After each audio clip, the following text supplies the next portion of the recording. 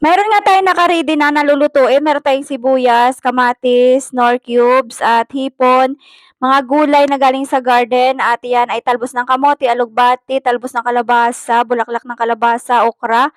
At meron tayong nahiwa na kalabasa at kamote. Una nga, nag-init tayo ng ating cooking pan. Naglagay na tayo ng tubig, 2 basong tubig naglagay agad ako ng asin. Ilagay na po natin yung ating sibuyas at sunod naman natin lagay yung ating kamatis. Pakuluin muna natin yung ating kamatis, sibuyas. Takpan muna natin yan hanggang sa lumambot. Pagkabukas ko nga, kulong-kulo na at luto na yung ating kamatis, sibuyas, naglagay agad ako ng kamote.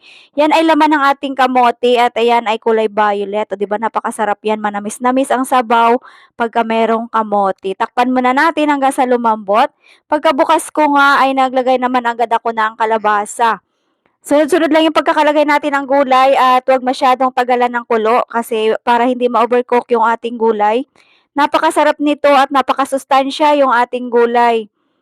Maraming kalabasa ang aking inilagay at takpan muna natin yan hanggang sa lumambot yung ating kalabasa.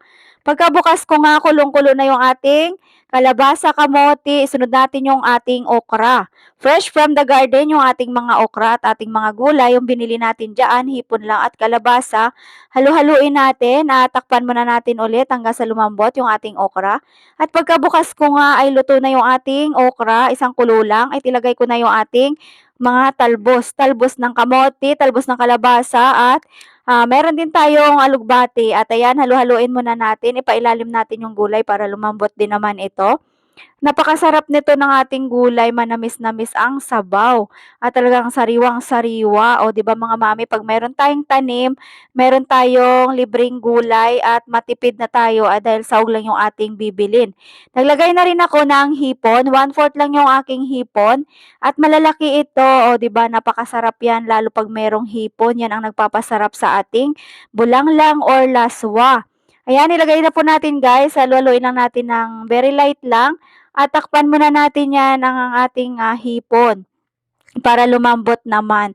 Pakuluin natin ng saglit at pagkabukas ko nga ay lutong-luto na yung ating mga gulay.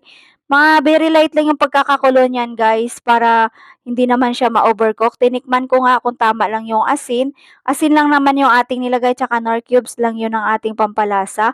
Ilagay ko na agad yung bulaklak ng kalabasa dahil isang kulo lang din naman yan. Pinahuli ko na yung ating bulaklak ng kalabasa at naglagay din ako ng malunggay. O 'di ba napaka-healthy, maraming masustansya ang makukuha natin dito. Pagka puro gulay lalo sariwa pa. O 'di ba mga mamshi, ganyan lang kabilis magluto ng sariwang gulay, hindi na kailangan kung ano pa yung mga masasarap na ingredients.